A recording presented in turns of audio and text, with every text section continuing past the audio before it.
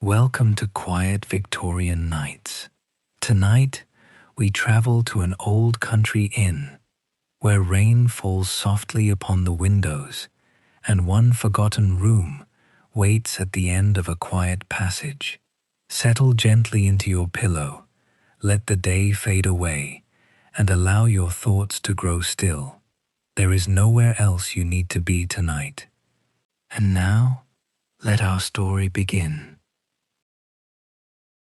Before 5 o'clock on a Saturday morning in early November 1889, while rain still traced narrow silver lines down the windows of the Holloway Inn in northern Northumberland, Beatrice Holloway came down the back staircase carrying a candle in one hand and holding the wooden rail with the other.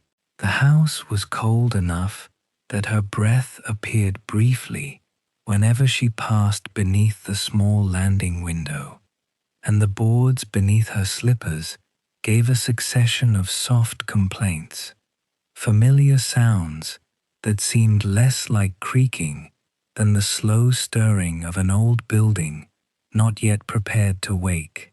At 55, Beatrice no longer descended the stairs without watching where she placed her feet. The stiffness in her left knee was always most noticeable before the kitchen fire had been lit, and at the final step she paused, not from uncertainty, but from habit, allowing her weight to settle before she crossed the flagstone passage. Her brown hair, threaded generously with grey, had already been twisted into a firm coil at the back of her head. She wore a dark grey wool dress whose elbows had become faintly polished through years of work at the kitchen table, and over it she had tied a plain linen apron, still creased from where it had lain folded through the night.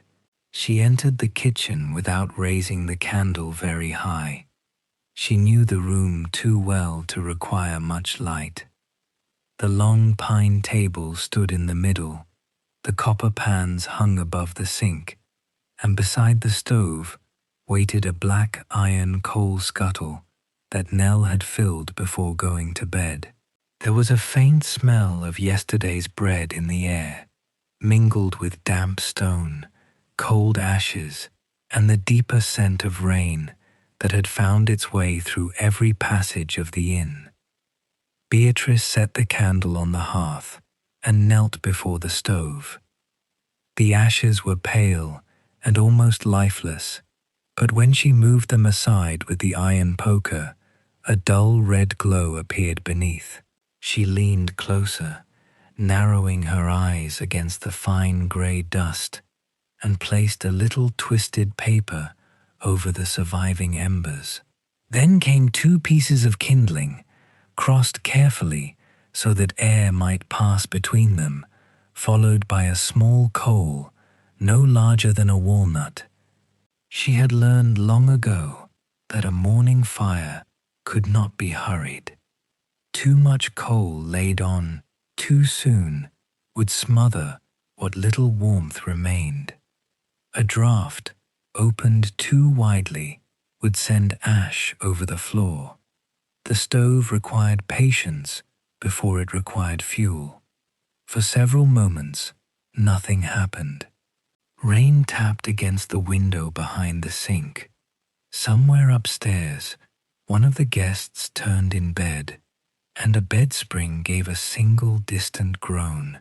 Then the paper darkened at one edge, curled inward, and caught. A thin flame moved beneath the kindling.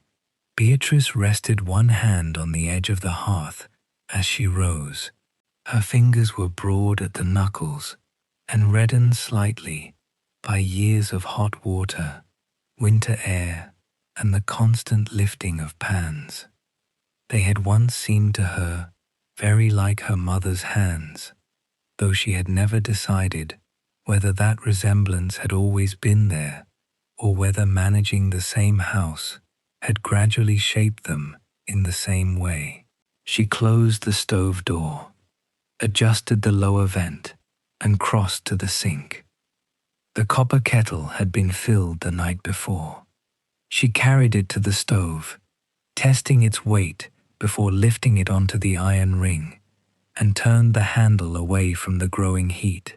By the time the first guests came down, there would need to be water for tea, water for washing, and another kettle ready for the chambermaids. The kitchen fire was the beginning of all of it. Until it had taken hold, the rest of the inn remained only a collection of dark rooms. The Holloway Inn stood beside the old coach road, several miles south of the Scottish border, where the land rose in long, exposed slopes, and the wind came across the fields without encountering much to slow it. It was a square stone building with a slate roof, 8 guest rooms, and a stable yard enclosed by a low wall. The lower windows faced the road, while those at the back looked over the kitchen garden, the stable roof, and a line of bare ash trees beyond. Travelers sometimes passed it by when the weather was fair and the road ahead still light. In November, when darkness came early and the rain settled for days, more of them stopped. Beatrice had lived in the house for all but 7 years of her life. She knew which bedroom chimney smoked in an east wind, which door swelled during wet weather, and which stair announced even the lightest foot. She could tell from the sound of wheels whether a coach intended to stop or merely slow at the bend. She knew how long the pipes needed to warm after the kitchen fire was lit, and how much bread 7 occupied rooms would require on a cold morning.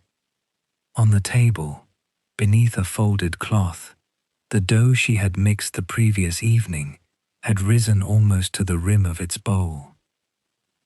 Beatrice pressed 2 fingers lightly into its surface. The indentation remained. She nodded to herself, dusted the table with flour, and turned the dough out in one soft, pale weight. There was a calm satisfaction in its warmth beneath her palms. She folded it inward, pressed, turned it and pressed again, working slowly enough not to disturb the sleeping house. The hallway clock struck 5 before she had finished shaping the second loaf. Its first note traveled through the passage, measured and low. The remaining 4 followed at even intervals, each one seeming to make the darkness outside more apparent. Beatrice placed the loaves in their tins, covered them, and moved them nearer the stove. When she glanced towards the window, her own reflection floated faintly over the rain-black glass. A pale oval face, sleeves rolled neatly to the forearms, shoulders held straight despite the early hour. A moment later, quick footsteps sounded on the back staircase. They came down too rapidly, paused halfway, and continued more carefully. Nell Holloway entered the kitchen while still fastening the ribbon at the end of her braid. At 19, she possessed the sort of energy that made every doorway seem slightly too narrow for her arrival. Her cheeks were pink from sleep, and a loose strand of fair hair had escaped near one ear. She wore a brown work dress under an apron tied unevenly at the waist, one end of its bow hanging lower than the other. Good morning, Aunt Beatrice. Good morning, Nell. Beatrice did not mention the late hour. It was only a few minutes past 5, and Nell had remembered to fill the coal scuttle. Instead, she moved the bowl of flour aside so the girl could reach the crockery cupboard. Nell began setting breakfast plates on a tray.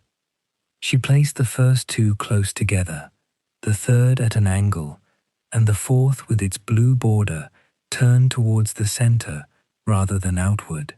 After glancing at the row Beatrice had arranged the previous morning, she quietly corrected them. Beatrice saw this, but offered no comment. There were many things a person learned more securely by noticing than by being told. The kitchen brightened by degrees. The flame behind the stove door grew steady and orange. The kettle began to murmur. Nell opened the pantry and returned with a crock of butter, a jar of blackberry preserve, and the heel of yesterday's loaf for the stable boy. Beatrice measured tea into 2 brown pots, the stronger blend for the commercial travelers, and the lighter one for the elderly couple in room 3. One of them had asked for hot milk. Another required no salt on his eggs. The woman in room 6 had requested an early breakfast before the northbound coach arrived. None of these details had been written down. Beatrice carried them as she carried the shape of the house in darkness. When the dough had risen for the second time, she slid the tins into the oven. Nell filled the egg pan, then went to open the dining room shutters. The sound of wooden panels folding back passed through the wall, followed by the soft scrape of curtain rings. Beyond them, morning had not yet arrived. There was only a deep, blue-gray light over the road, and the steady gleam of rain beneath the inn's hanging lantern. Beatrice wiped the flour from her hands and walked to the front desk. The entrance hall was colder than the kitchen. A thin draught moved under the outer door, stirring the edge of the mat, and the brass bell on the counter shone faintly in the candlelight. Behind the desk hung a wooden board with 7 numbered hooks. Beneath it, the guest ledger rested closed, its brown leather cover worn smooth where Beatrice's mother's hands, and then her own, had opened it each morning. She drew the book towards her and turned to the current page. 7 rooms were occupied. The names appeared in her small, upright writing, followed by the places from which the guests had travelled, the number of evening meals taken, and the amount to be paid before departure. Beatrice read each line, not because she had forgotten anyone, but because checking the ledger belonged to the morning in the same way as clearing the stove and testing the bread dough. She arranged the 7 brass keys upon their usual hooks, each wooden tag facing outward. Some guests preferred to leave their doors unlocked during the night and return their keys to the desk. Others had already placed them there when they came down early to see to luggage or horses. By breakfast, the board would change again. Keys would disappear into pockets, return with departing guests, and be carried upstairs with clean linen. There was no 8th hook on the board. The key marked with the number 8 lay in the shallow drawer, directly beneath the ledger. Beatrice did not open it. She did not need to see the small oval tag of darkened brass to know precisely where it rested. Once each week, usually on Saturday, she and Nell cleaned the room at the far end of the upper passage.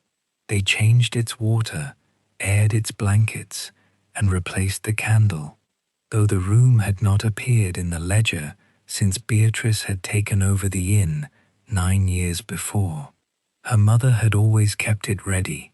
That had once seemed sufficient reason to continue.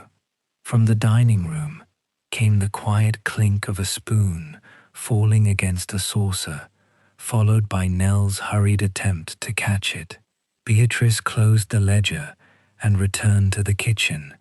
The first loaf had begun to release its warm, yeasty fragrance into the passage, and above them a door opened. Slow footsteps crossed an upstairs room. The Holloway Inn was waking now. Beatrice lifted the kettle before it could whistle.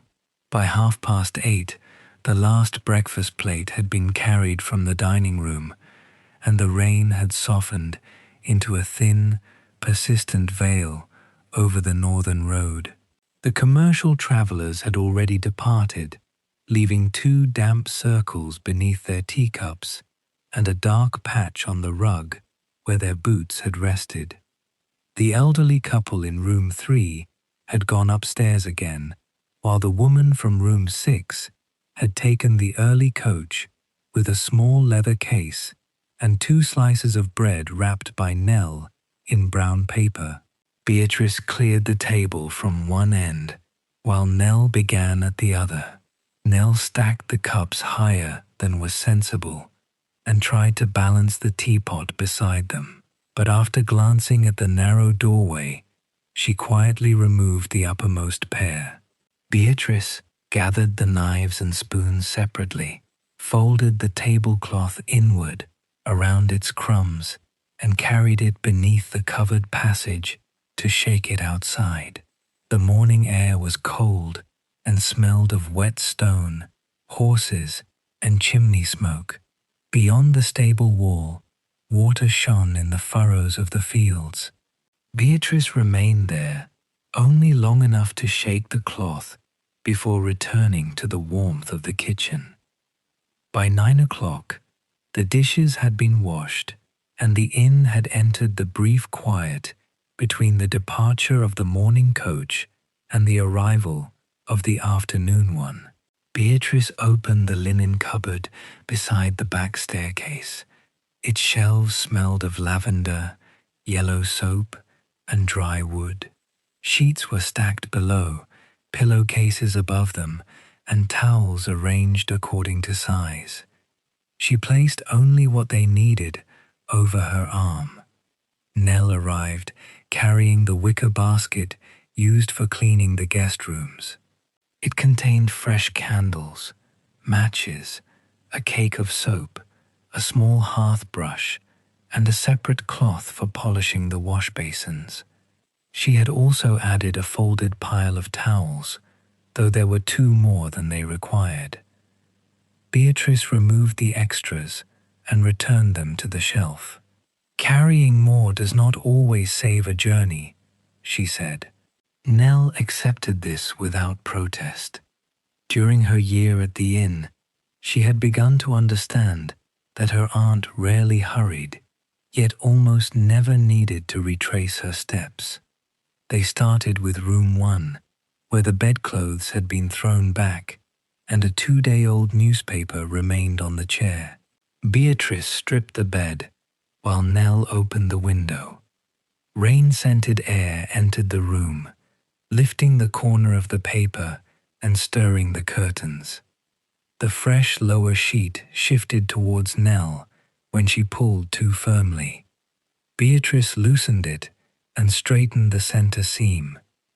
"If it begins evenly, it ends evenly." Nell watched the way her aunt folded the linen beneath the mattress, then repeated the movement at the opposite corner. Her fold was not quite as neat, but it held. They worked steadily along the upper passage. In room 4, Nell found a hairpin beneath the dressing table. In room 6, a plain black button lay beside the bed. Both were placed in the little basket of forgotten things. "Do people return for buttons?" Nell asked. "Sometimes." Beatrice did not add that most did not. For 1 month, even the smallest object was kept behind the front desk in case someone came back to claim it. Afterwards, newspapers became kindling, hairpins were cleaned, and ordinary buttons went into the sewing tin. Until then, each thing retained its place. Used sheets accumulated in the canvas hamper. Wash basins were emptied and wiped dry. Windows were opened only long enough to freshen the rooms without allowing the rain to enter. Beatrice remembered which chamber required another blanket, which window resisted its latch, and which fireplace smoked when the wind came from the east. Nell still tried to carry too much. She tucked blankets beneath her chin, hung the basket from one elbow, and pushed doors open with her shoulder. Beatrice carried smaller loads, but nothing slipped from her hands, and nothing was left behind. By the time they reached room 7, the upper passage had grown dim. Beatrice lit the wall lamp, and its yellow flame caught the brass numbers fixed to the doors. At the far end of the passage stood room 8. Its door resembled all the others, though the paint around its handle was less worn. A small brass number had been fixed at eye level. There was no special marking upon the frame, and nothing to suggest that its key was kept in the drawer beneath the guest ledger, rather than on the board behind the front desk. Beatrice carried a final pair of clean sheets towards it. Nell followed with the basket and a covered jug of water. From the service keys inside her apron pocket, Beatrice selected the one that opened the unoccupied rooms. The lock turned easily. Cold, still air met them as the door swung inward. Room 8 was modest, but carefully kept. A narrow brass bed stood against the inner wall. Near the north-facing window was a dark wooden wardrobe, and beside it, a washstand with a white jug and basin, each decorated with a thin green line around its rim. A faded chair stood near the small fireplace. On the opposite wall hung a print of the hills in summer, its colors softened by years of light. Although no guest had used the room, the bed was made. A candle waited in its holder, 2 folded blankets rested inside the wardrobe, and dry kindling had been arranged beneath 2 pieces of coal in the grate. Beatrice crossed to the window and pulled back the curtain. Grey daylight entered reluctantly, revealing the road as it curved between the wet hedges. She lifted the latch and opened the window a few inches. The wood gave a low scrape, and cold air moved across the room. Nell placed the water jug on the washstand and looked around. When was anyone last here? No one has slept here since your grandmother died, Beatrice replied. That was 9 years ago. Yes. Nell touched the edge of the bedspread. But we changed these sheets last Saturday. Beatrice began removing the pillowcases. We did. Nell watched her fold them inward and place them with the used linen. Then why must we change them again? Unused linen does not remain fresh simply because no one has slept upon it. But no one is expected to sleep upon the clean linen either. Beatrice lifted one end of the mattress while Nell tucked the new sheet beneath it. The room had been prepared every Saturday for as long as Beatrice could remember. Her mother had aired the blankets, changed the water, replaced the candle, and kept the coal dry. After her death, Beatrice had continued the work. At first, it had been one of the familiar duties she could not bring herself to abandon. Later, it became part of the ordinary rhythm of the inn. She had never asked why the room was kept outside the guest ledger. There had always been bread to bake, coaches to meet, chimneys to sweep, and travelers waiting for supper. Now Nell was asking the question Beatrice had allowed to remain unanswered. Your grandmother always kept it prepared, she said. For someone in particular? I do not know. Was it ever let? Beatrice smoothed the fresh sheet with the flat of her palm. Not in the ordinary way. Nell looked up. What was the other way? For a moment, Beatrice heard only the rain against the window and the faint movement of the elderly guests in room 3. She searched her memory, but found no explanation, only the repeated image of her mother carrying fresh water towards the end of the passage. "I was never told," she said. "Only that the room must be kept ready." Nell did not ask again. They finished making the bed. Nell replaced the pillowcases and adjusted the first pillow when it sat too high against the brass frame. Beatrice emptied the old water, wiped the basin, and checked the candle. She opened the wardrobe, placed her hand between the folded blankets to feel for damp, then returned them neatly to the shelf. Nell knelt before the fireplace and brushed away several grains of coal. "Should I light it?" "Not today. The dry kindling will keep until it is needed." When everything had been put in order, Beatrice looked once around the room. Nothing there was new or costly. The chair had faded near the window, the brass bedstead had worn thin in places, and a narrow crack ran down one side of the basin. Yet the sheets were dry, the water was clean, and the fireplace could be lit without delay. The room did not appear abandoned. It appeared to be waiting. Beatrice drew the curtain across the window, leaving a narrow space for the daylight. Nell collected the basket, while her aunt lifted the used linen. At the door, Nell looked back once more. "Do you think someone will ever need it?" Beatrice rested her hand on the brass handle. Beyond the window, rain continued to fall over the empty road. "I cannot say." She closed the door and turned the key. Room 8 remained at the end of the quiet passage, with its clean bed, fresh water, and unlit fire, ready as it had always been. Beatrice and Nell had carried the used linen as far as the landing when Beatrice stopped. The smell had followed her into the passage, faint, mineral, and cold, like wet plaster in a room whose windows had remained shut too long. At first, she had taken it for the ordinary dampness brought by the northern rain, yet the other bedrooms did not carry it, and room 8 had been aired every Saturday. She shifted the linen to her other arm. "Take these downstairs," she said. "Then bring 2 old cloths and the small lamp."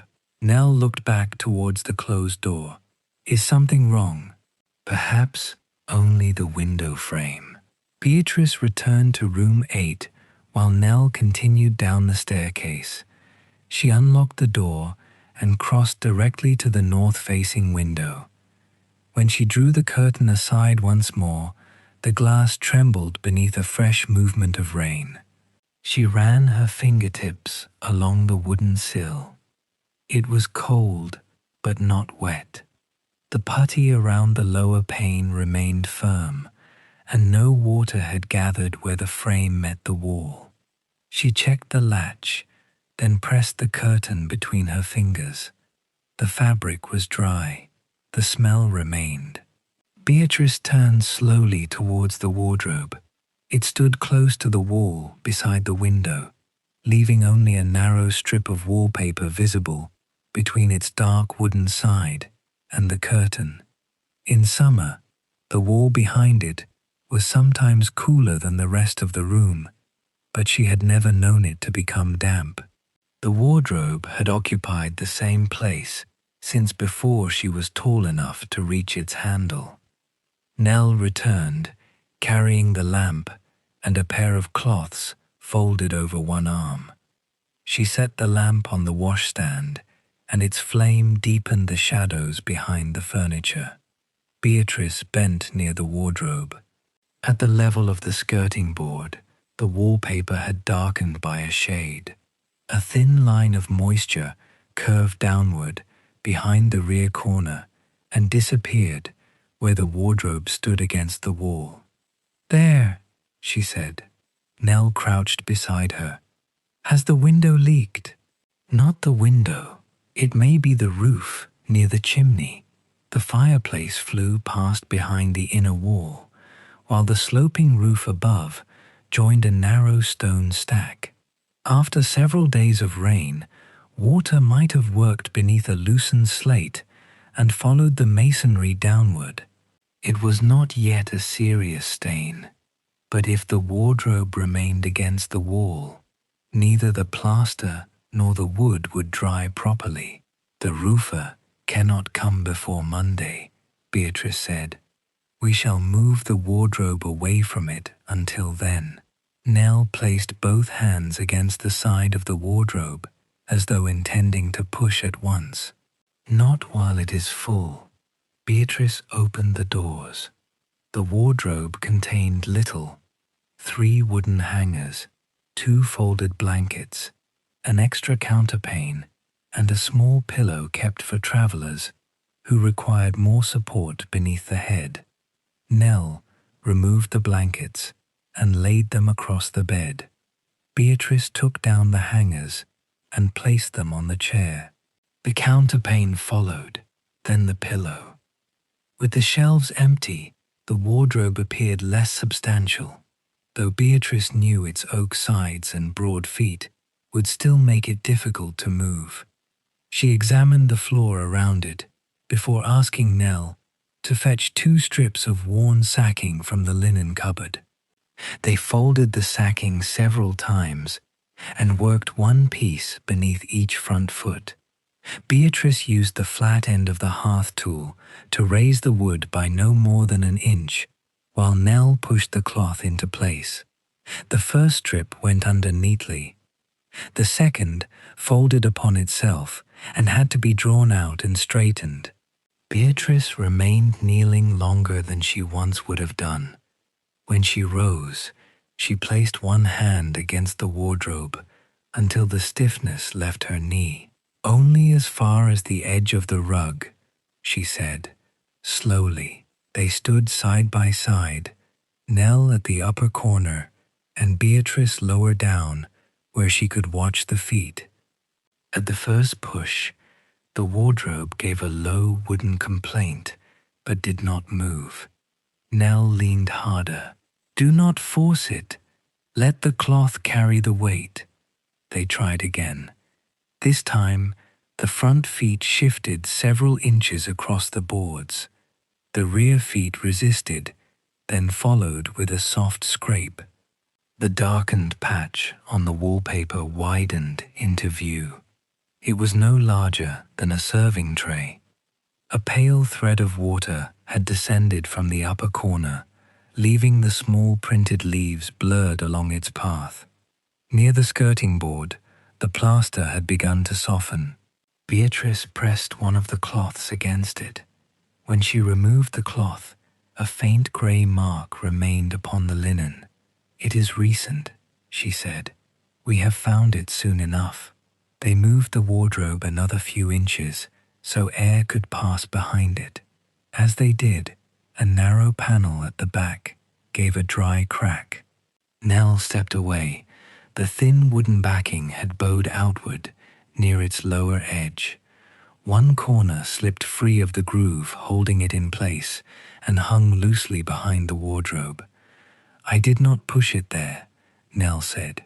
"No, the wood has warped." Beatrice brought the lamp closer. The backing appeared much older than the wardrobe doors and had been secured with small dark nails, 2 of which had worked loose. Dampness may have caused the final movement, but the panel had likely been bending for years. Something pale showed in the narrow space between the backing and the lowest shelf. Before Beatrice could reach it, the panel shifted again. A small bundle slid through the opening and fell onto the floor. It landed without weight or sound beyond the faint brushing of paper against wood. Nell bent to pick it up, but Beatrice lowered the lamp first to make certain no nail lay beneath it. The bundle consisted of several folded slips of paper tied with a strip of fabric that might once have been blue. Time had faded it to an uncertain grey, and the knot had drawn tight around the papers. There was nothing about it that suggested concealment. No hollow had been cut into the wardrobe, and no panel had been deliberately loosened. The papers had probably been placed on the lowest shelf long ago, slipped through the widening gap, and remained caught behind the warped backing. Beatrice lifted the bundle. A fine edge of dust marked the cloth, but the papers themselves were dry. The outer slip had folded backwards, exposing several lines of brown ink. She carried it to the washstand, where the light was better. The writing was small and upright. The capital letters leaned only slightly to the right, while the lower loops were narrow and carefully closed. Beatrice had seen the same hand in old household accounts, recipes written inside cupboard doors, and labels tied around jars of dried herbs. It was her mother's writing. For a moment, she did not untie the cloth. 9 years had passed since Beatrice had last found anything written by her mother that she had not already read. The familiar hand did not make the room feel occupied, nor did it bring a sudden rush of grief. It simply returned one small movement of her mother's fingers, the way she had rested the side of her hand on a page while waiting for the ink to dry. Nell stood beside the bed, watching quietly. "Are they letters?" she asked. "I cannot tell." Beatrice turned the bundle over. There was no name on the outside, and no word explaining why the papers had been kept. Only a date appeared at the top of the first folded slip, followed by 2 short lines beneath it. She loosened the faded strip of cloth. Before the knot came free, the brass bell beneath the front counter rang.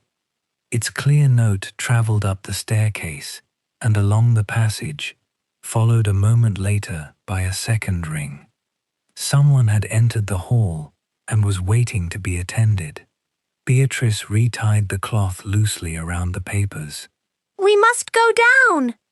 She placed the bundle on the washstand, away from the damp wall and the fresh jug of water. Then she unfolded one of the clean towels and laid it over the papers, protecting them from dust while leaving the bundle undisturbed beneath. Nell gathered the blankets from the bed. "Shall we finish moving the wardrobe later?" "Yes. Leave the doors open so the wood can dry." Beatrice took the lamp and looked once at the exposed wall. The stain required a roofer, the loose panel required 2 new nails, and the wardrobe would need to remain forward until the plaster was dry. These were ordinary repairs. They could be managed in their proper order. The papers would also wait. She closed the bedroom door without locking it, and the 2 women went downstairs as the bell sounded once more. Behind them, room 8 remained ready, though its wardrobe now stood away from the wall, and a folded towel covered the first words her mother had left there. The bell beneath the counter belonged to the elderly gentleman from room 3. By the time Beatrice reached the entrance hall, he was standing beside the desk in his traveling coat, holding a folded newspaper beneath one arm. His wife waited near the fire while Nell brought down their smaller case. The larger trunk had already been carried to the covered porch, where the morning coach would collect it on the road south. The gentleman wished to settle the charge for an additional pot of tea and the fire that had been kept in their room after breakfast. Beatrice opened the ledger, found the proper line, and added the 2 amounts in the narrow column beside his name. She counted the coins he placed upon the counter, returned the change, and marked the account as paid. Everything had its place: a name, a room, a sum received. While Nell helped the couple into the waiting coach, Beatrice remained behind the desk. Rain tapped softly against the fanlight above the door.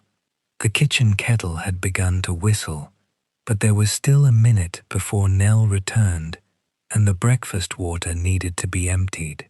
Beatrice took the bundle from room 8 out of her apron pocket.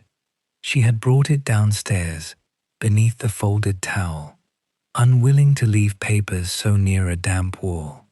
At the counter, she untied the faded strip of fabric and unfolded the outermost slip. The paper was smaller than a letter sheet and had been cut unevenly along one side. At the top, her mother had written a date from more than 20 years before. 14 December 1867, snow since afternoon. Beneath it stood one further line, child's woolen scarf, dried beside the kitchen fire. That was all. There was no name, no address, and no explanation of why the scarf had required drying. A small figure 8 had been written in the upper corner, then circled once. The coach moved away from the porch. Nell closed the outer door against the rain, and the quiet interval ended. Beatrice refolded the slip and returned it to the bundle. In the kitchen, the kettle was boiling hard enough to lift its lid. She moved it from the hottest part of the range, poured water into the washing bowl, and added a shaving of yellow soap. Nell carried the used towels upstairs, while Beatrice began cleaning the breakfast cups. When the first rack was full, she dried her hands and opened another paper. 3 March 1871. Heavy rain before dawn. Walking shoes left beside the stove. In the margin, her mother had added, hot water required. The ink had spread slightly through the paper, as though the words had been written while the nib was too full. Again, there was no name. The number 8 appeared at the top. Nell's footsteps sounded overhead as she crossed from room 3 to the linen cupboard. Beatrice placed the slip beside the first and returned to the cups. The papers did not appear to have been written as a single record. Some were torn from the unused edges of bills. One bore the faint blue ruling of an old account book. Another had once formed part of a grocer's wrapping label. Her mother had used whatever paper lay near at hand, folded each piece twice, and kept it without arranging the dates. During the next hour, Beatrice read them one at a time. She opened a third while waiting for a fresh kettle to boil. 21 January 1873. North wind throughout the night. Book of hymns found beneath the pillow. Below this, in smaller writing, were the words, "Wake before first light." Beatrice turned the paper over. The reverse was blank. She could picture the book more easily than the person who had left it. Her mother had owned several hymnals, all with dark covers and gilt titles rubbed pale by use. Yet the note said "found," which meant the book had not belonged to the inn. Beatrice did not attempt to decide who had carried it or why that person had departed before dawn. The paper offered no answer, and she saw no purpose in placing one there herself. The kettle began to tremble. She folded the note and poured the water. Later, Nell came downstairs with the final armful of linen and took it through to the wash-house. Beatrice remained in the kitchen to measure flour for the next morning's bread. The rain had grown finer, leaving the window blurred rather than streaked. On the sill, several drops gathered at the corner of the glass and traveled slowly into the frame. She read another slip, while the scales settled. 9 November 1875. Rain turning colder. Small tool case placed beside the wardrobe. A second line had been added at a slight angle. Keep back soup. The words held Beatrice's attention longer than the others. She looked towards the range, though no soup had yet been prepared that day. Her mother had often kept a small covered pot near the lowest fire. At an inn, there was nothing unusual in saving food for a coach delayed by weather. Still, a traveller expected by coach would ordinarily have possessed a booking, and a booking would have been entered in the ledger. Beatrice returned the note to the table without reaching a conclusion. Before midday, the final guest remaining from the previous night came down from room 5. He was a quiet young clerk travelling towards Alnwick, and he had spent most of the morning copying figures from one notebook into another. Nell brought his case while Beatrice checked the account. His name occupied a line in the current ledger. The price of his bed, breakfast, and candle had been written beside it. When he paid, Beatrice marked the amount with a neat stroke of the pen and gave him the proper receipt. She watched until he had passed through the gate and turned towards the coach stop. Then she closed the door and returned to the small pile of old papers. The next slip was dated on a frosty morning in late autumn. 2 coat buttons and 1 length of brown ribbon. There was no note about their return, and no indication that anyone had asked for them. Only the date, the weather, and the objects remained. Beatrice spread the papers across the counter in the order she had read them. The dates covered many years. Some had been written when she was still a girl, helping to polish spoons in the kitchen. Others belonged to the years when she had already begun keeping accounts for her mother. None contained the name of a guest. None mentioned a charge for a bed, a meal, or a fire. Yet each carried the same small number in one corner, 8. The papers were too plain to be letters and too incomplete to serve as accounts. They offered no continuous history.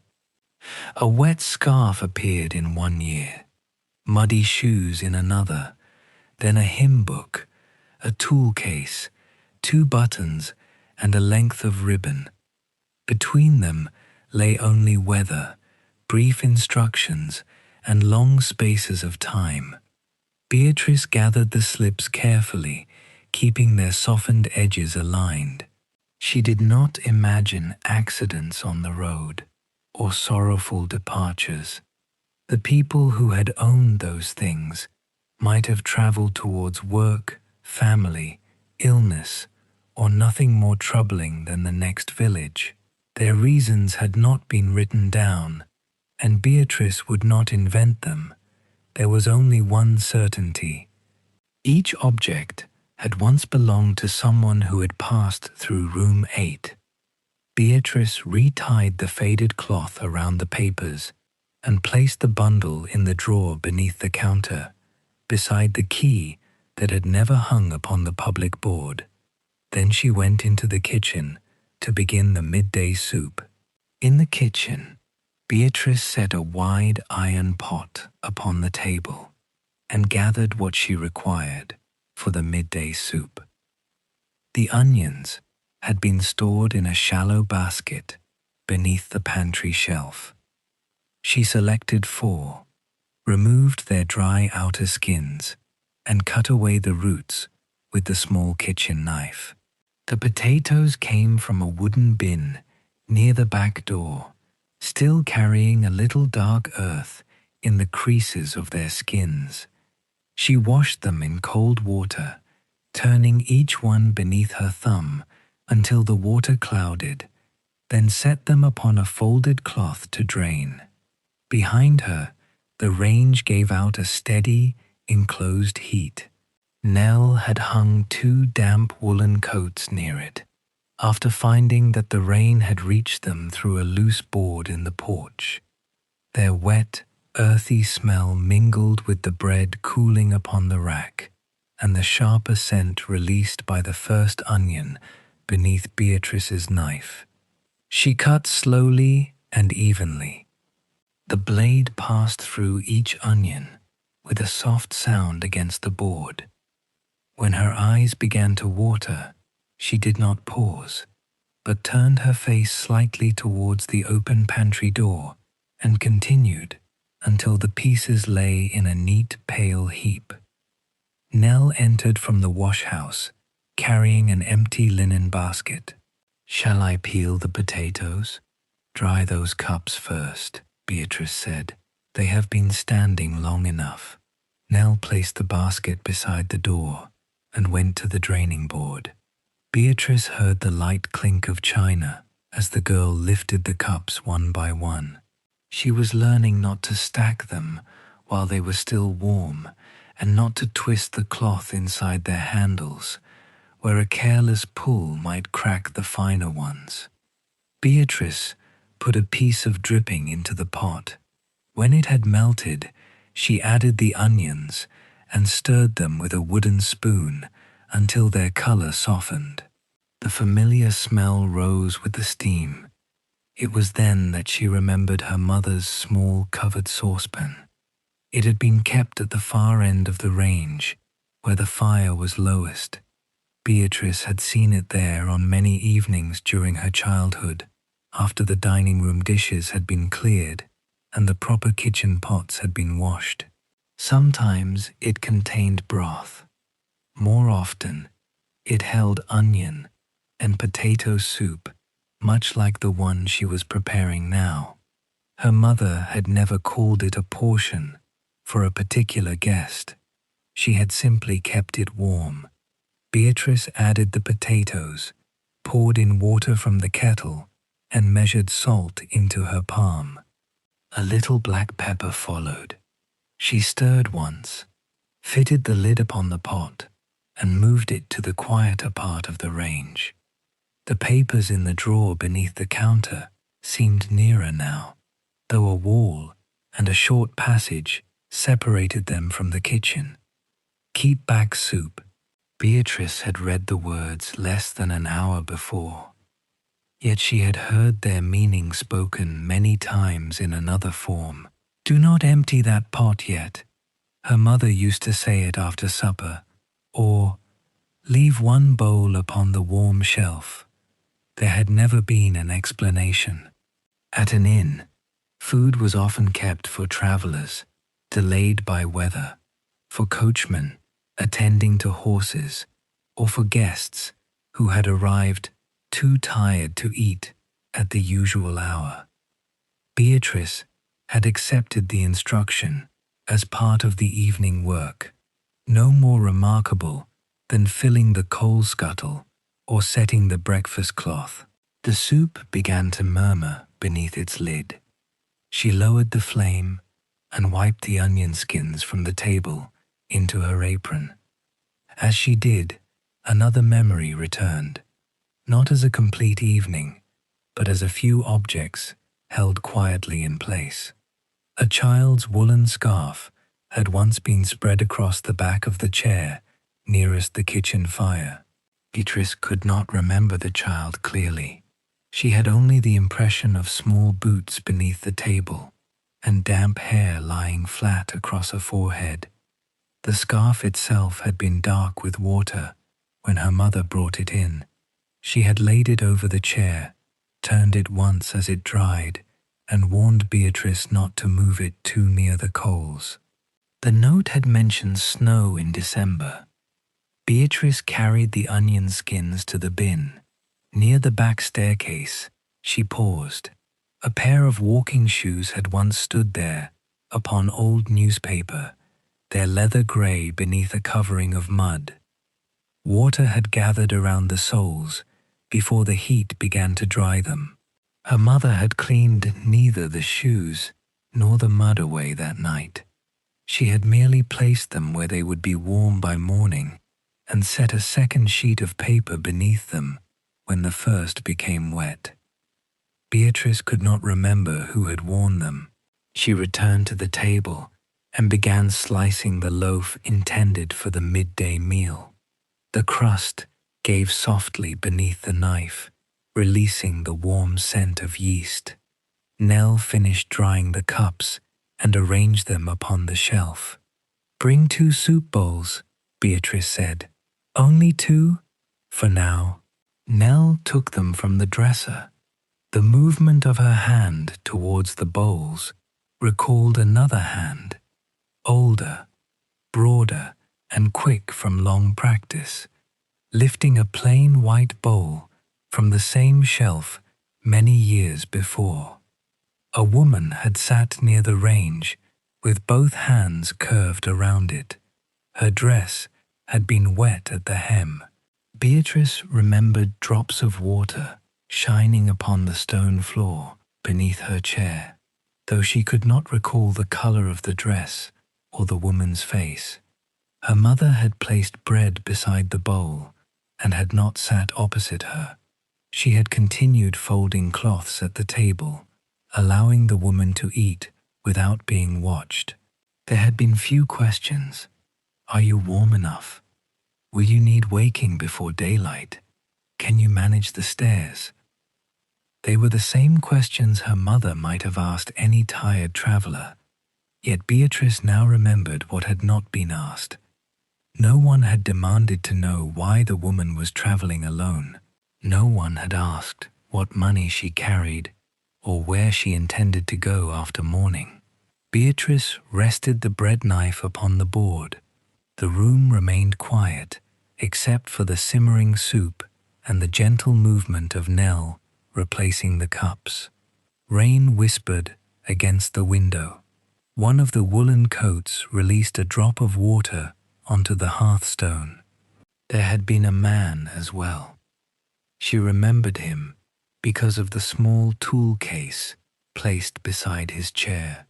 It had been narrow, made from dark wood, and fitted with a brass clasp, dulled by use. The man had kept one hand upon it while he ate, as though the case contained the only objects he could not afford to leave behind. The date on the paper had been in November 1875. Beatrice would have been 41 then, old enough to have been keeping most of the inn's accounts herself. She remembered the weather that year only as a succession of wet roads and coaches arriving after dark. She could not remember the man's name. Perhaps she had never been given it.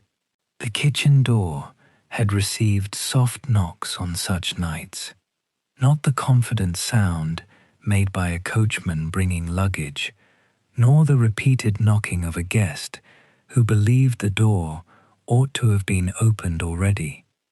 These were quieter sounds, usually after the last coach had passed and the lamps in the front hall had been lowered. Her mother had always answered them herself. Beatrice remembered following her once as far as the passage. Her mother had lifted a lamp from its hook, opened the kitchen door, and stood aside before asking anything more than whether the person outside wished to come in.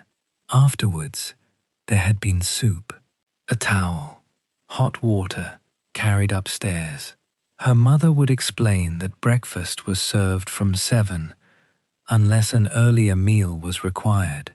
She would mention that the final stair was higher than the others, and that the latch upon the bedroom window needed to be lifted before it could be turned. Then she would place a key upon the kitchen table. Its brass tag bore the number 8. She never brought the guest ledger with her. Beatrice crossed to the range and lifted the lid from the pot. Steam rose against her face, warm with onion and pepper. She tested a piece of potato against the side with the wooden spoon. It yielded at the edges, but remained firm in the center. "Another quarter of an hour," she said. Nell nodded and began laying 2 places at the kitchen table. Beatrice replaced the lid. Her hand remained upon its handle for a moment longer than necessary. For 9 years she had kept room 8 clean, because her mother had kept it clean.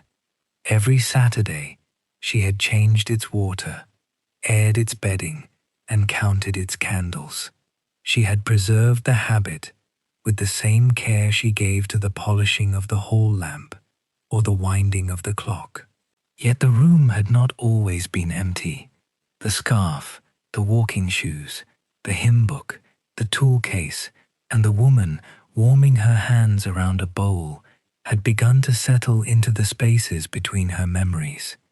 They did not yet form a full answer, but they no longer seemed like unrelated things. Beatrice lowered the spoon into the pot and left the soup to cook over the quiet flame. The soup remained over the low flame until the potatoes softened completely. Beatrice served 2 bowls at the kitchen table and cut the bread into thick slices.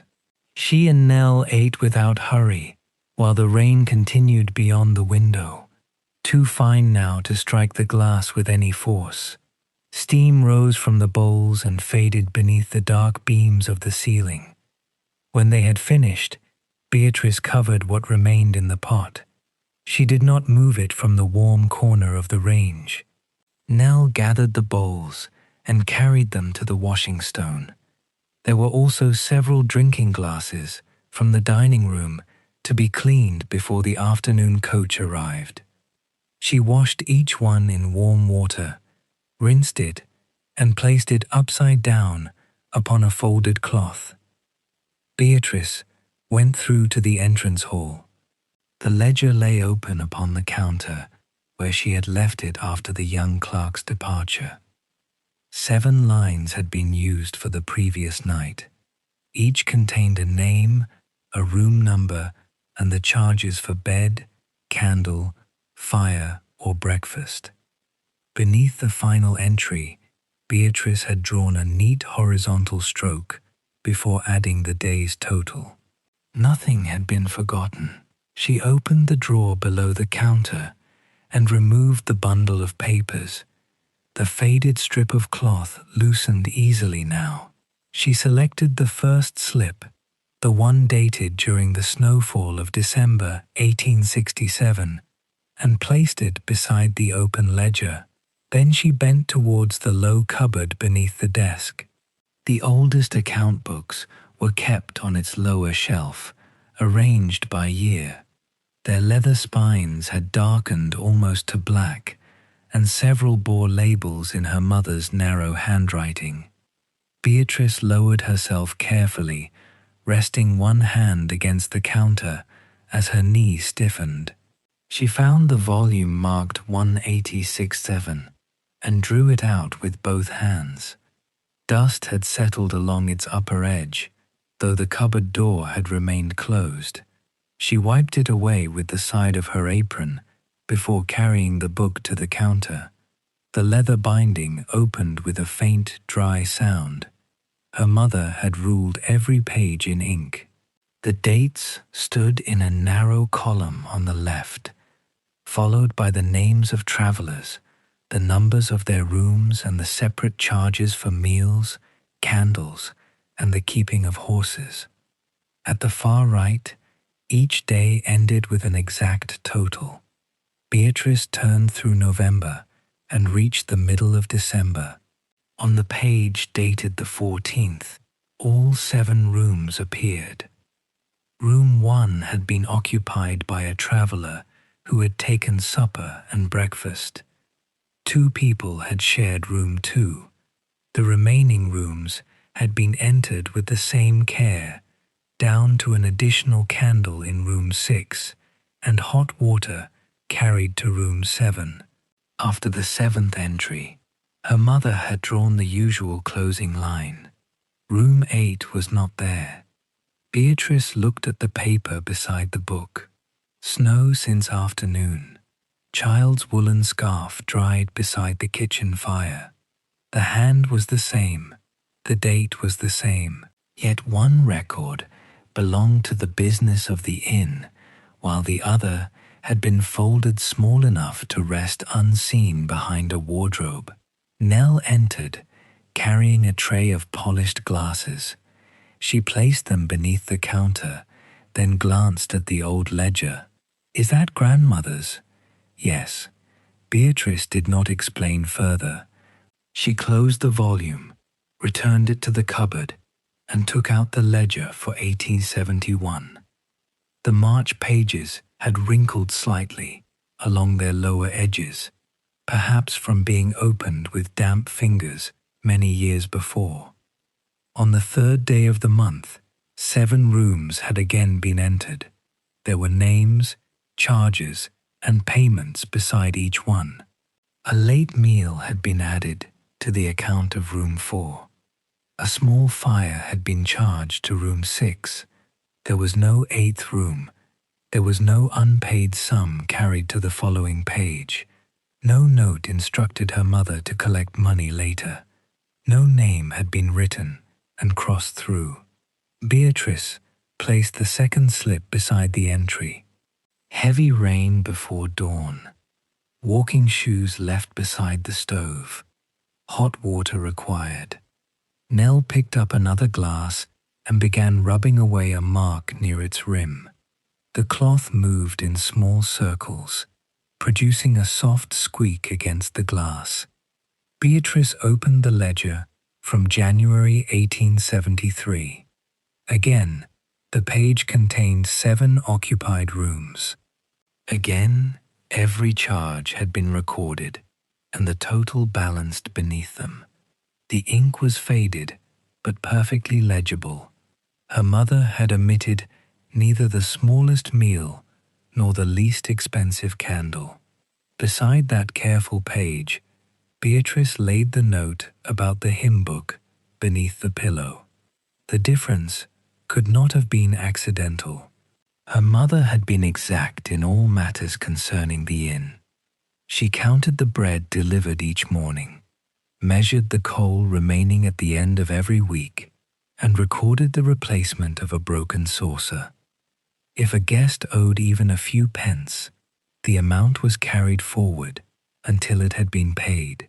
She would not have forgotten the same room repeatedly across so many years. Beatrice brought out the volume for 1875.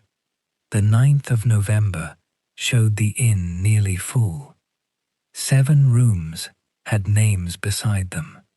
A merchant had paid for a horse to be fed and rested. Another traveller had taken supper after the usual hour. The final amount had been counted twice. The first total crossed out when her mother discovered a missing charge for ale. But there was nothing concerning the small tool case, nothing concerning soup kept warm. The man Beatrice remembered sitting near the kitchen range had not appeared anywhere upon the page. Her mother had given him food, warmth, and the key to room 8. Yet she had not turned him into an account that required settling. Beatrice looked towards the kitchen passage. Through the open doorway, she could see the covered soup pot resting at the quiet end of the range. The papers were not a second ledger. They recorded no debts. They did not preserve names, destinations, or reasons for traveling. Even the objects had been described only plainly: a scarf, a pair of shoes, a hymn book, a tool case, 2 buttons and a ribbon. Her mother had remembered enough to prepare the room properly if something similar was needed again. Hot water, an early waking, a bowl of soup kept warm. But she had written nothing that might require the person to explain why the room had been given. Beatrice returned each ledger to its place in the cupboard. She arranged them in the same order in which she had found them, pressed the volumes upright, and closed the wooden door. Nell set the last polished glass beneath the counter. "Did you find what you were looking for?" Beatrice rested one hand upon the worn cover of the current ledger. "I believe so." Her eyes moved to the 7 numbered keys hanging upon the board behind the desk. Beneath the ledger, inside the shallow drawer, lay the 8th. For 9 years, Beatrice had thought the room remained outside the accounts because it was not let. Now she understood that the order had been the other way around. It had not been let because her mother had never asked the people who slept there to become paying guests. They had arrived after one part of their journey had ended and before the next part had become clear. For one night, they were neither expected visitors nor persons who owed the inn a debt. They were simply given a room in which to rest. Room 8 had never belonged to one particular traveler. It had been kept for anyone who was, for a little while, between two places. Beatrice gathered the slips, aligned their softened edges, and tied the faded cloth around them once more. Then she closed the ledger. Her hand remained upon the old leather cover for a quiet moment before she returned the papers to the drawer beside the unused key. By early afternoon, the rain had settled into a fine, steady mist. Beatrice carried a basin of warm water upstairs, while Nell followed with 2 clean cloths, a fresh sheet, and the small wooden box in which the inn kept spare nails, twine, and pieces of candle. Neither of them spoke as they crossed the upper landing. The guests expected on the afternoon coach would arrive within a few hours, and there was still work to be completed below. But room 8 could not be left with its furniture displaced and its bedding folded upon a chair. The air inside the room remained cool. The small fire they had lit earlier had gone out, leaving only a pale bed of ash beneath the grate. Behind the wardrobe, the damp mark had darkened the lime wash in an uneven line from the upper corner towards the skirting board. Beatrice placed the basin on the washstand and knelt beside the wall. The movement required more care than it once had. She rested one hand upon the floor before lowering her weight, then dipped a cloth into the warm water and wrung it firmly. The stain itself could not be washed away, but the loose dust and flakes of plaster beneath it could be removed before the roofer came. Nell knelt beside her with the second cloth. "Not across the wet part," Beatrice said, "only beneath it. If you rub the lime while it is damp, it will come away on the cloth." Nell altered the movement of her hand at once. She wiped along the skirting board, folded the cloth to expose a clean side, and passed over the wood again. Together they removed the dust that had gathered behind the wardrobe during the years it had stood against the wall. Beatrice found the 2 nail heads that had fallen when the backing panel came loose and placed them in the wooden box. The panel itself had already been secured well enough to last until a carpenter could examine it properly. When the floor was dry, they pushed the wardrobe back into position, leaving a narrow space between the wood and the wall. "More than that," Beatrice said. Nell drew it forward another inch, enough for the air to pass behind it. They spread the folded blankets across the bed and examined each one before returning it to the wardrobe. Beatrice ran her hands slowly over the wool, feeling for the cool heaviness that would reveal dampness. The first 2 were dry. The third, which had been kept nearest the wall, felt colder along one edge. "That one stays out," she said. "It does not feel wet. It need not feel wet to hold the cold. Hang it near the kitchen range, but not close enough to scorch." Nell placed the blanket over her arm. Beatrice lifted the others and set them in the lowest drawer of the wardrobe. "The spare blankets are always kept there," she said. "A person who wakes cold should be able to find one without opening every door in the room." She did not remember her mother explaining the reason in precisely those words. Perhaps no explanation had been given. The blankets had simply belonged in the lower drawer, and Beatrice had learned their place by watching them return there, winter after winter. Nell smoothed the folded edges until they lay evenly. They turned to the bed. The sheet they had spread that morning remained clean, but Beatrice lifted one corner and felt beneath it with the back of her fingers. The mattress was dry. So was the linen. Even so, she removed the sheet and gave one end to Nell. A sheet must be completely dry before it is put upon the bed, she said. Warm is not the same as dry. If you are uncertain, hold it against your wrist. Nell pressed the linen lightly to the inside of her wrist, and if it still feels cold, air it longer. They stretched the sheet between them. Nell drew her side too tightly, pulling the center towards the foot of the bed.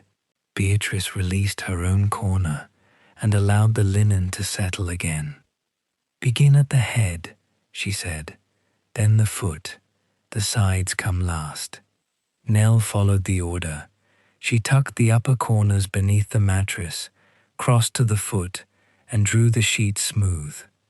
One corner formed a thick fold.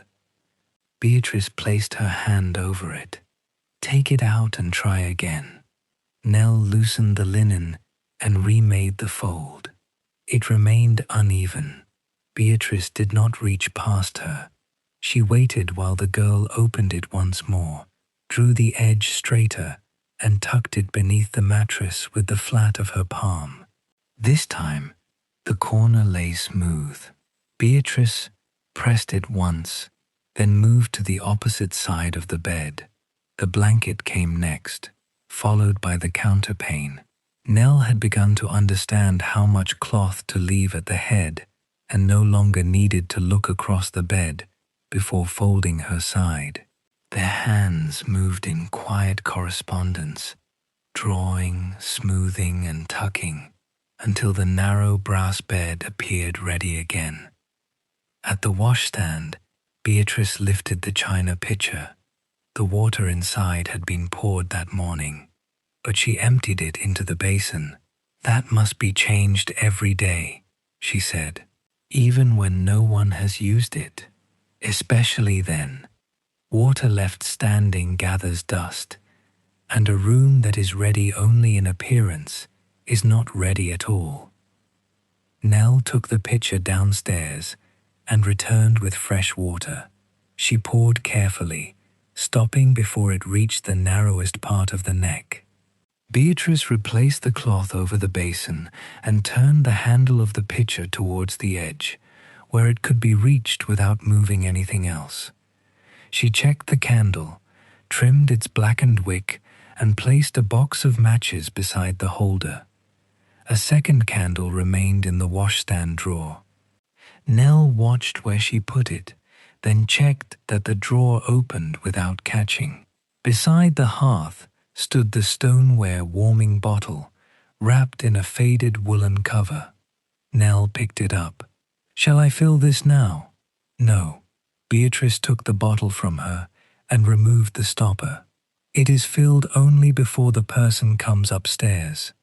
Not when the room is prepared in the morning, and not because the weather looks cold. The water must still be warm when it reaches the bed. They carried it to the washstand. Beatrice showed Nell how to examine the stopper for cracks and how to hold the covered bottle after it had been filled.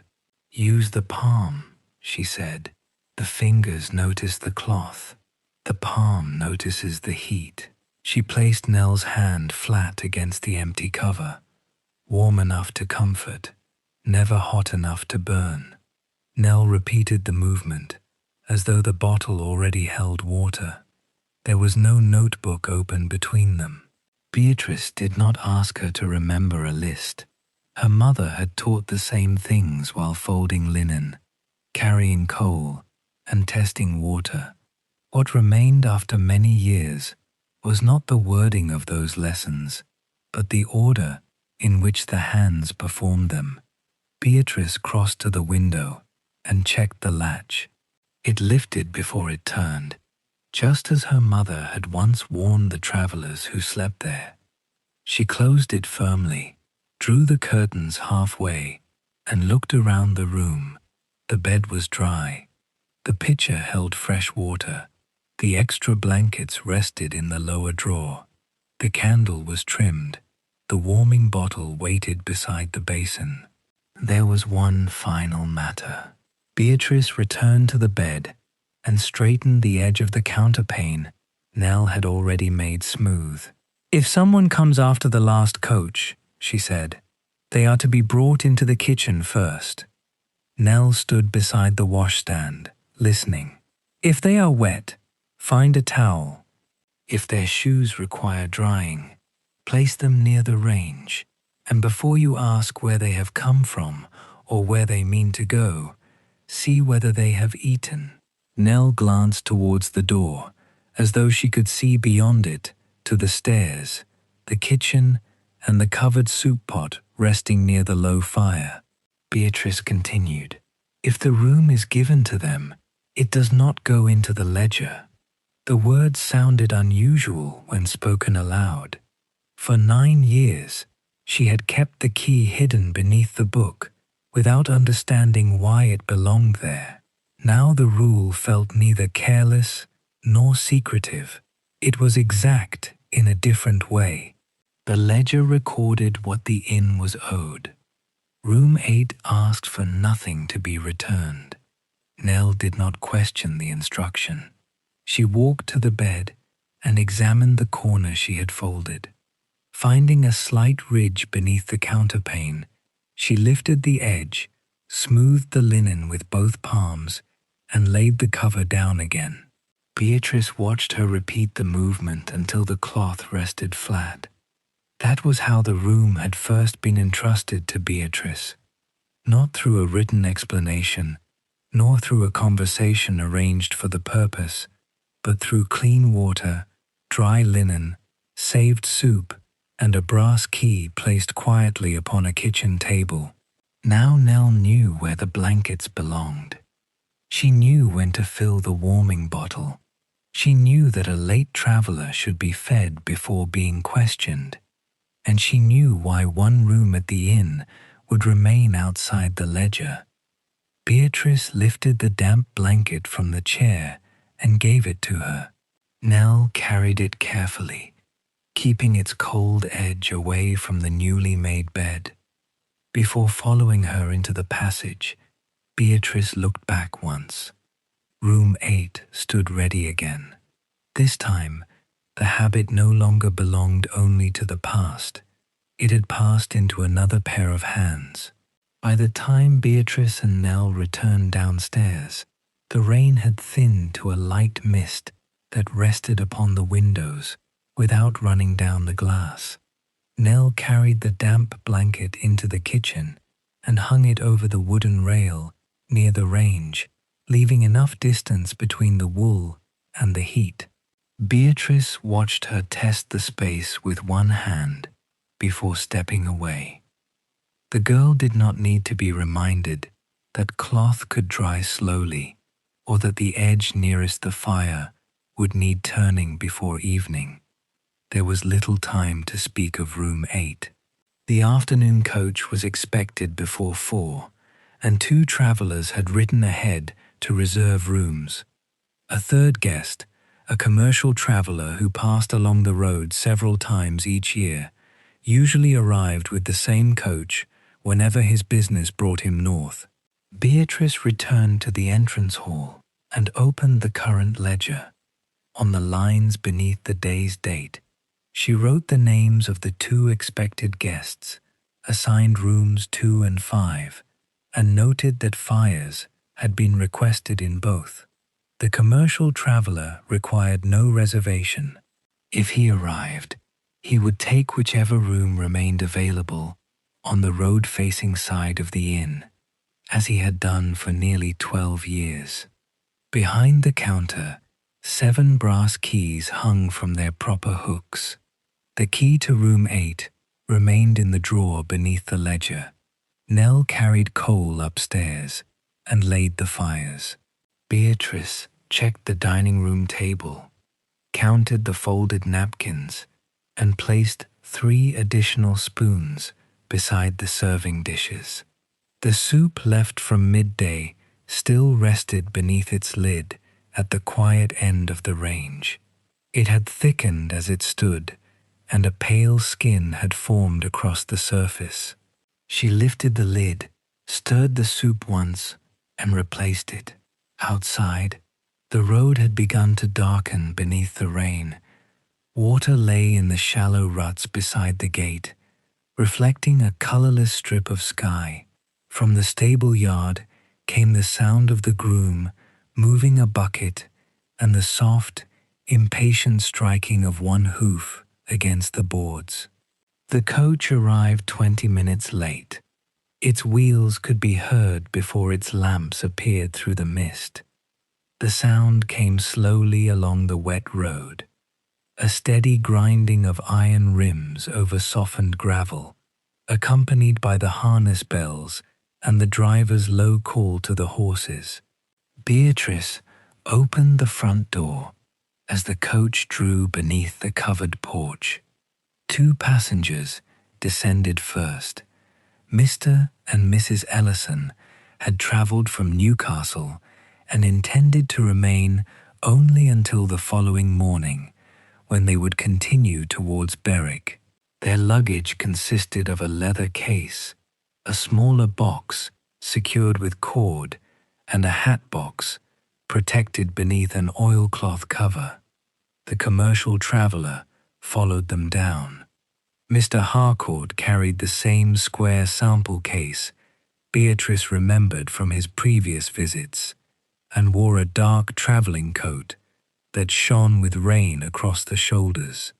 Nell brought the smaller pieces inside, while the coachman lowered the heavier case.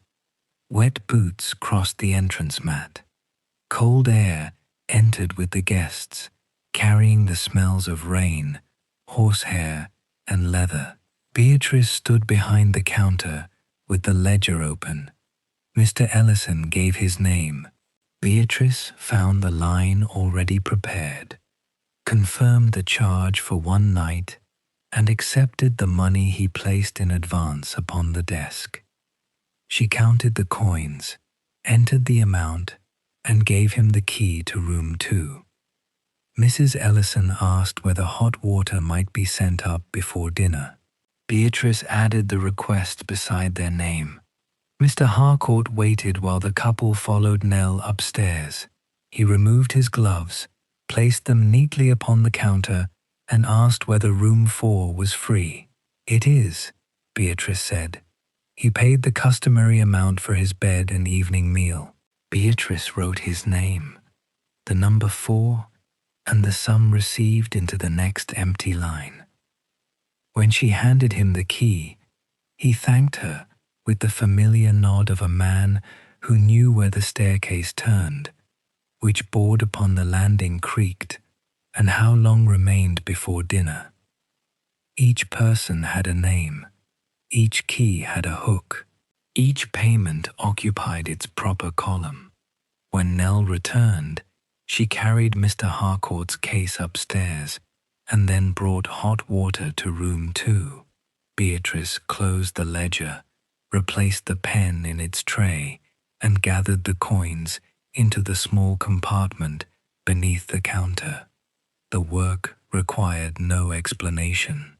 A room had been requested, its price agreed upon, and its use recorded. By morning, the guests would settle any remaining charges, return their keys, and continue along the road. Room 8 belonged to a different kind of arrival. As evening settled over the inn, the dining room windows grew pale with steam. Nell drew the curtains before darkness completely covered the road. The guests' wet coats hung from hooks near the fire, where drops of water gathered along the hems before falling upon the stone beneath. Their boots stood upon the old mat, toes turned towards the warmth. Dinner was served at 6:30. Beatrice brought in the covered dishes, while Nell carried the bread and filled the water glasses. The low voices of the travellers remained within the ordinary subjects of the road: the delay caused by mud near the bridge, the condition of the turnpike farther north, and the possibility of colder weather before morning. Spoons touched bowls with small, regular sounds. Firelight moved across the glasses. Beyond the curtains, rain continued against the porch roof, softer now, but not entirely gone. When the guests had finished, Nell cleared the plates and carried them into the kitchen. Beatrice checked that Mr. and Mrs. Ellison required nothing more before returning to the room above. Mr. Harcourt asked for a candle and remained beside the dining room fire with a folded newspaper. In the kitchen, Nell filled the washing basin. Beatrice uncovered the soup pot. Enough remained for one generous bowl. She could have divided it between two smaller dishes for the kitchen supper on the following day, but instead, she took a clean saucepan from the lower shelf and poured the soup into it. She added a little water so that it would not become too thick, then placed the smaller pan at the farthest corner of the range, where the heat was low and steady. Nell looked towards it while drying a plate. She had seen the midday pot resting there throughout the afternoon. She had also heard what Beatrice had said upstairs. A person arriving late should be given food before being asked to account for a journey. The girl did not ask why the soup was being kept. She folded the drying cloth over her hand and reached for the next plate. At 8 o'clock, the local coach made its final return along the road. It stopped only long enough for the driver to collect a parcel left beneath the porch. Beatrice stood inside the open door while the parcel was lifted aboard and the leather strap secured around it. No passenger descended. The driver touched the brim of his hat. The horses moved forward, and the coach lamps traveled beyond the gate, their weak yellow circles appearing and disappearing behind the rain-darkened hedge. Beatrice remained at the door until the sound of the wheels had faded. There would be no other coach that night. She slid the bolt into place, tested the latch, and lowered the blind over the narrow pane beside the door. Mr. Harcourt had gone upstairs, leaving his newspaper folded upon the table. Nell gathered the final cups, while Beatrice carried the hall lamp through to the passage. They completed the closing work in its usual order. Beatrice checked the stable yard and saw that the outer gate had been secured. In the covered passage, the horses stood quietly behind their doors, shifting now and then upon the straw. She tested the stable latch, returned to the inn, and wiped the damp from her shoes before crossing the kitchen floor. Nell banked the range and turned the blanket upon the drying rail. Its colder edge now faced the remaining heat.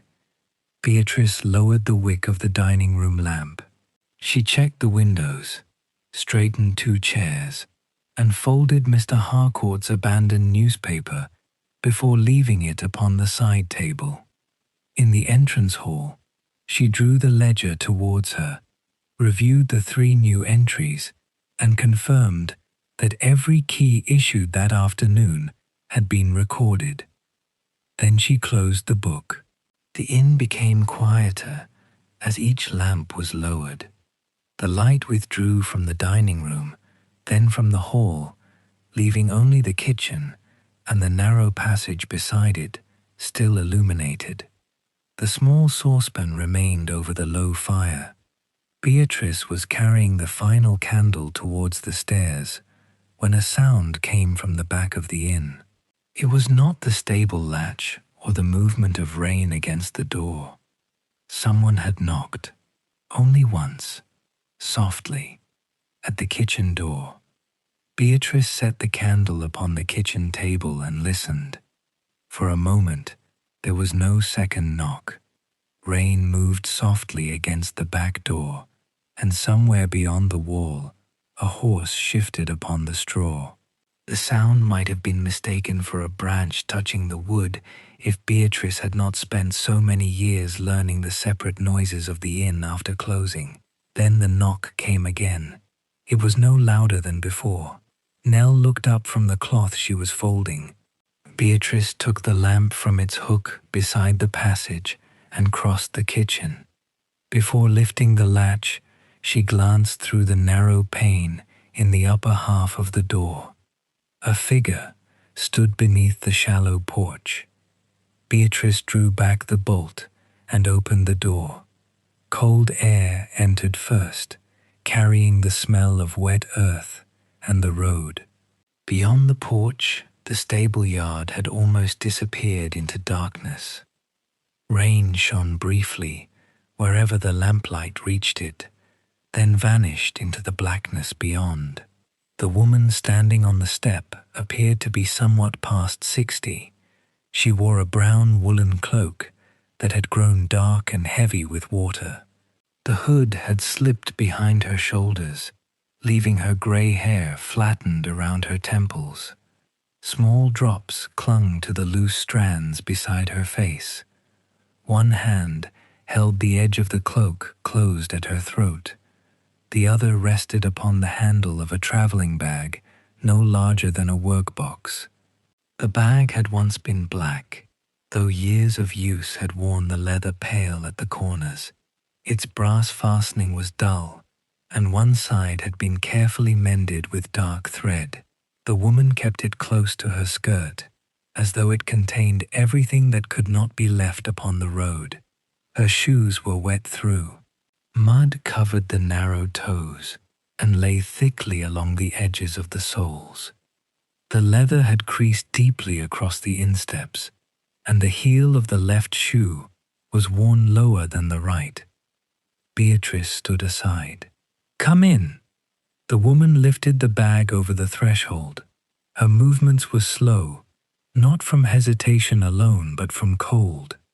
Once inside, she turned as though she meant to apologize for the water falling from her cloak onto the floor. Beatrice closed the door before she could speak. The bolt slid back into place. Nell had already taken an old towel from the rail and spread it across the stones beneath the woman's feet. "You may leave the bag there," Beatrice said. The woman did not release it immediately. Her fingers remained curled around the handle, while her eyes moved across the kitchen, the banked range, the wooden table, the clean bowls upon the dresser, and the single lamp burning near the passage. Only after Beatrice drew a chair towards the fire did she place the bag beside it. "I was told there was an inn along this road," the woman said. Her voice was quiet and slightly unsteady from the cold. "I had thought to reach it before the last coach." "The last coach has gone." "Yes." The woman looked towards the dark window. No lamps remained upon the road, and no sound of wheels travelled beyond the rain. She loosened the clasp of her cloak, but did not remove it. "Have you a room that is not dear?" Beatrice saw the effort required for the question. The woman spoke carefully, keeping her voice level, yet her hand tightened once upon the wet wool at her throat. "We have a room," Beatrice said. The answer brought no visible relief at first. The woman lowered herself into the chair and placed the traveling bag between her shoes. Then she opened the small purse tied beneath her cloak. Its clasp resisted her cold fingers. She tried again before the metal gave way. Inside lay several coins, a folded paper, and a narrow bone button. The woman tipped the coins into her palm and counted them one at a time. Her fingers moved stiffly. One coin slipped against another and fell into her lap. She caught it before it reached the floor, returned it to her palm, and began counting again from the beginning. Beatrice did not look towards the coins long enough to total them. "Are you cold?" she asked. The woman stopped counting. "A little." "Nell, bring the dry cloth from beside the range."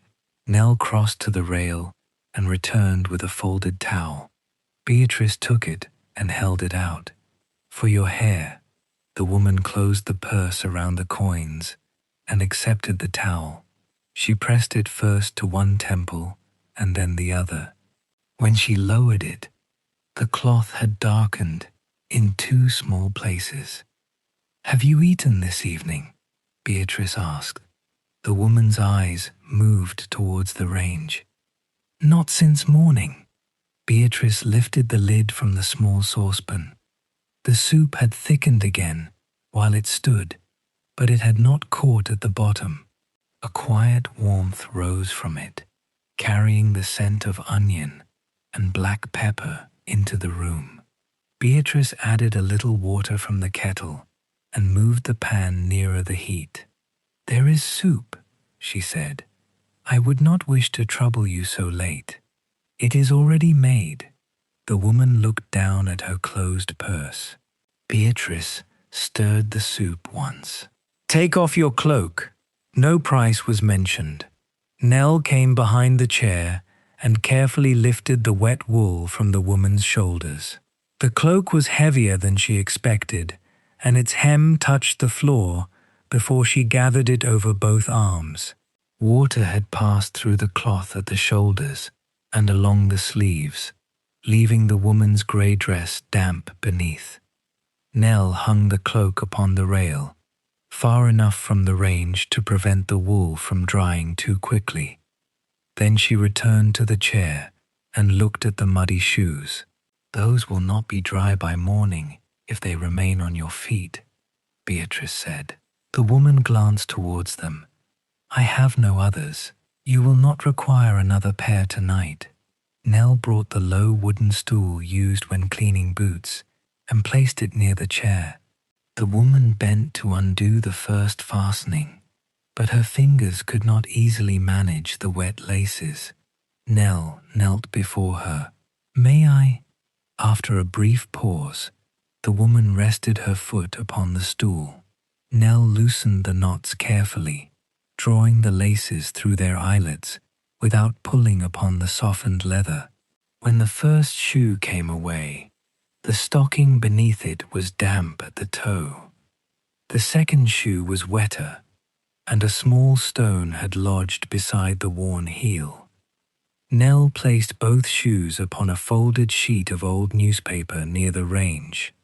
She did not set them too close to the fire. She turned their open sides towards the warmth and tucked a little dry paper inside each one to draw out the moisture.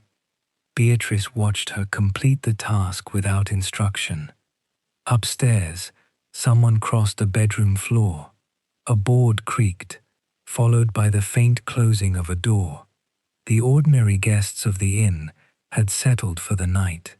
Their names rested in the ledger, and the keys to their rooms would be returned in the morning. In the kitchen, the older woman sat in her damp stockings, with the towel around her shoulders and her small traveling bag close beside the chair. Beatrice poured the soup into a plain white bowl. She cut 2 slices from the loaf, placed them upon a small plate, and carried both to the table. The woman rose, as though uncertain whether she should move from the chair near the fire. "Stay where you are," Beatrice said. She set the bowl upon the table beside her and drew it within reach. Nell brought a spoon and laid a folded cloth beneath the bowl so that the heat would not mark the wood. The woman placed both hands around the warm china. For several moments, she did not eat. She allowed the heat to rest against her fingers, moving her thumbs slowly along the rim. Beatrice turned the saucepan away from the flame. There was no soup left in it now, only a thin coating upon the bottom. She filled it with water and returned it to the cooler part of the range to soak. The woman tasted the first spoonful, her shoulders lowered slightly beneath the towel. "It is very good. It is only onion and potato." It is warm. Beatrice folded the damp cloth that had been left near the door and placed it over the back of an empty chair. Nell wiped the small trail of water from the threshold, then gathered the muddy newspaper beneath the woman's feet and replaced it with a dry sheet. No one watched while she ate. Beatrice moved through the remaining kitchen work as though the bowl of soup had always been intended for that chair. She rinsed the spoon used to stir the saucepan, dried the handle, and returned it to the proper drawer. Nell checked the cloak, turning one wet edge towards the warmth. After several spoonfuls, the woman spoke again. "I had meant to take the morning coach." Beatrice waited. "I do not yet know which one." The woman broke a small piece from the bread, but did not lift it to her mouth. "There is one going north," Beatrice said. "Another passes south before 8. Yes." The woman looked into the bowl. "I may know when it is light." Beatrice did not ask what lay in either direction. She did not ask where the woman had begun the journey, why she traveled alone, or why all she carried could be kept inside one small bag. "Breakfast will be ready before the first coach," she said. The woman nodded and continued eating. Nell filled the kettle and placed it upon the range. As the water began to warm, she glanced once towards Beatrice. Beatrice understood the look. Upstairs, room 8 stood with fresh water in its pitcher, in dry linen upon the bed, and an extra blanket in the lowest drawer. Beside the washstand waited the stoneware bottle with its woolen cover. In the drawer beneath the closed ledger, the brass key lay beside the bundle of her mother's papers. The woman finished the soup slowly. No one hurried her, and no one asked her to tell them anything more. When the woman had finished, she laid the spoon carefully beside the empty bowl. Only a few crumbs remained upon the plate. The warmth had brought a little color back to her face, though the ends of her gray hair were still damp, and the hem of her dress had not yet dried. She kept the towel around her shoulders and rested both hands upon the table, palms down, as though feeling the last of the heat through the wood. Nell removed the bowl and carried it to the washing stone. The woman reached once more for the purse beneath her cloak. This time, the clasp opened more easily. She took out the coins and arranged them in a small row upon the table. There were not many. Some were worn nearly smooth at the edges, and one had darkened until its markings could scarcely be seen.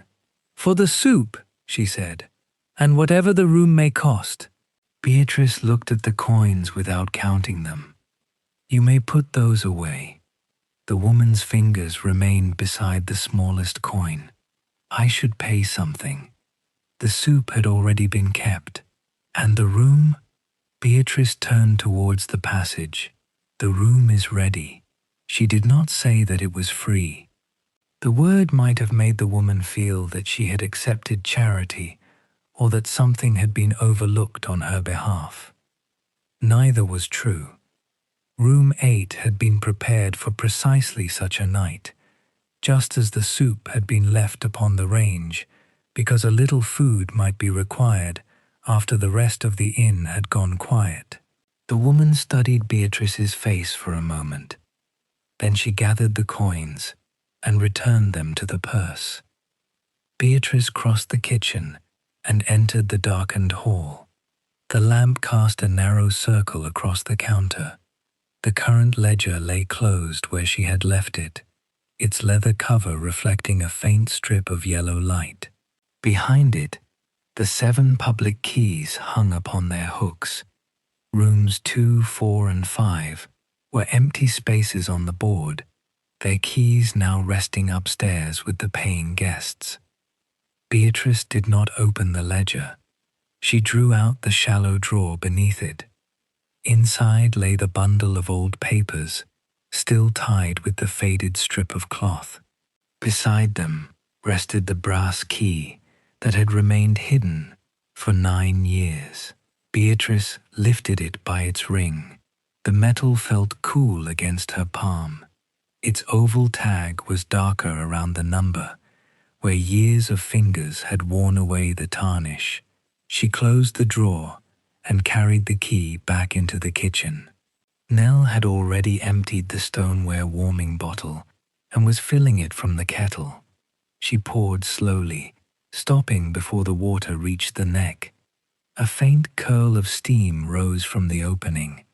She replaced the stopper, tightened it, and wrapped the bottle in its faded woolen cover.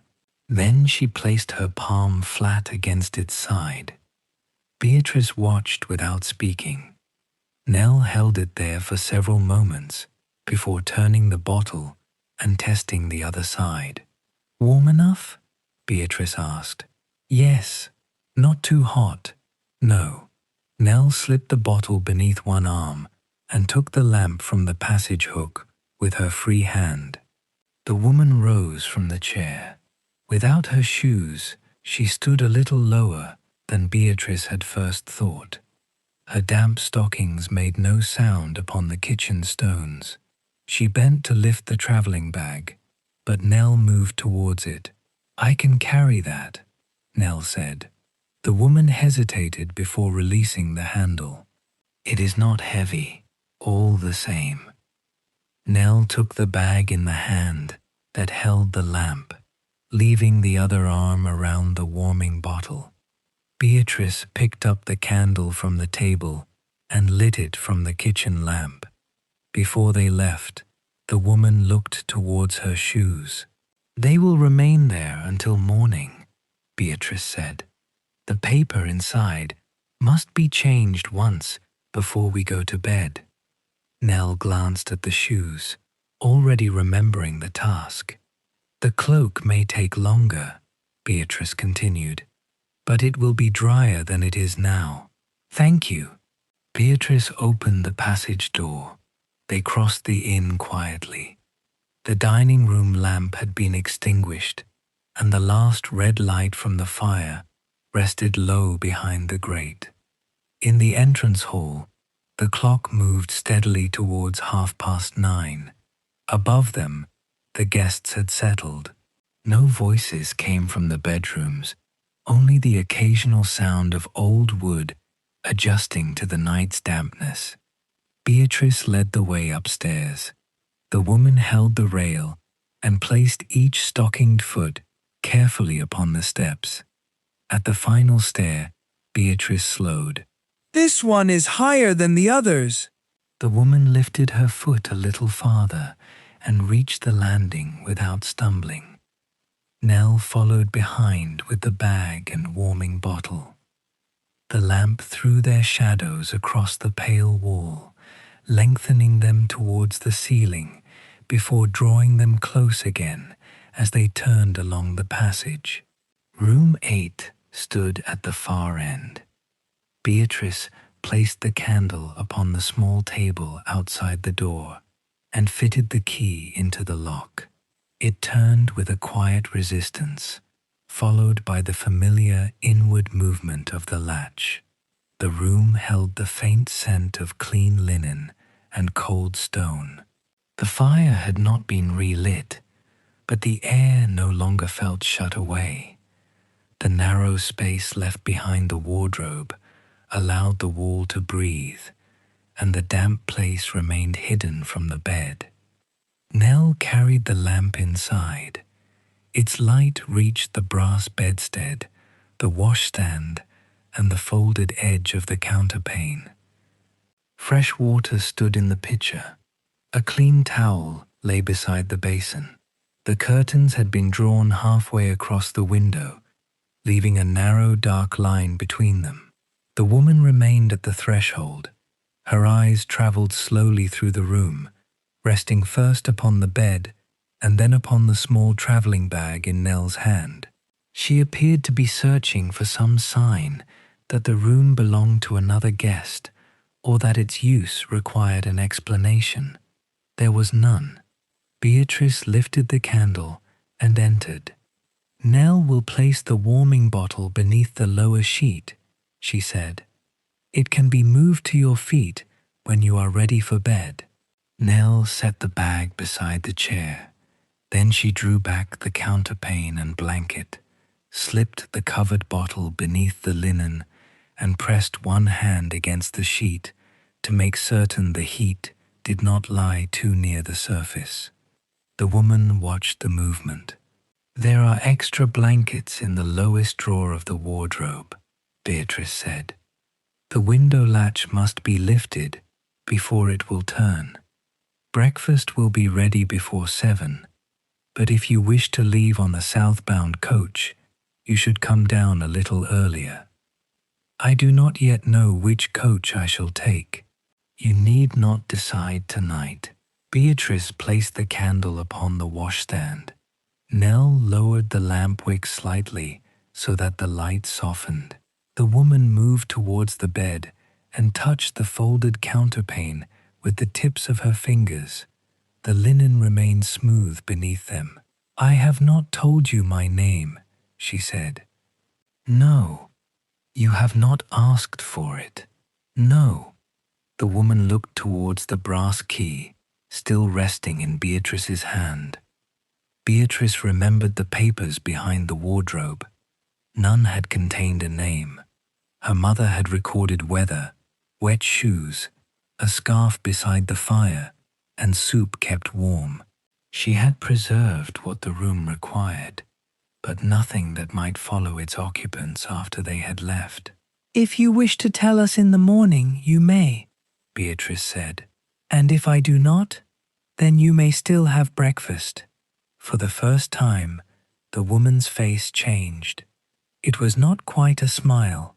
Only the small tension around her mouth eased, as though she had been holding an answer ready and had discovered it would not be required.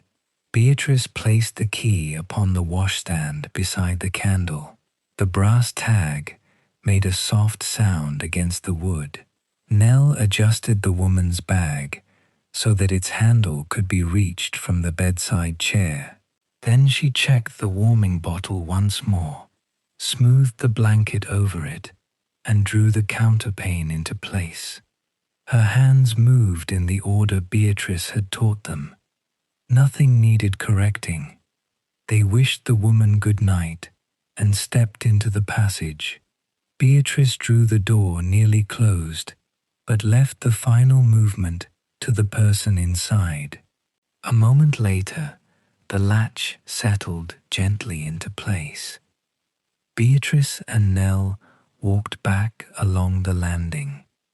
Behind them, a thin line of candlelight remained beneath the door of room 8. For 9 years, the key had rested beneath a closed ledger. Tonight, it rested beside a stranger's bed, and the room was empty no longer. And so, while the rain continued softly beyond the windows, room 8 held warmth once more. The woman lay beneath the clean blankets, with the stoneware bottle warming the foot of the bed and her small traveling bag resting safely beside the chair. She did not need to decide which coach she would take in the morning. She did not need to explain where she had come from or what she had left behind. For this one quiet night, it was enough that she had arrived. Downstairs, Beatrice lowered the final lamp. Nell changed the damp paper inside the woman's shoes and turned them carefully towards the fading warmth of the range. The empty soup bowl had been washed and returned to the dresser. The kitchen door had been bolted, and the old guest ledger remained closed upon the counter. Nothing had been entered upon its pages. Nothing was owed. Above them, the brass key rested beside the stranger's candle, just as it had rested beside other beds many years before. The kindness Beatrice's mother had once preserved in silence had not disappeared. It had simply waited, inside a clean room, beneath folded linen, and within the small habits passed gently from one pair of hands to another. And now you may leave the old inn sleeping beneath the rain. Let its warm windows grow distant. Let the road fade into the mist. Let every unfinished thought wait quietly until morning. There is nothing more to carry tonight. Only warmth, only stillness, only sleep.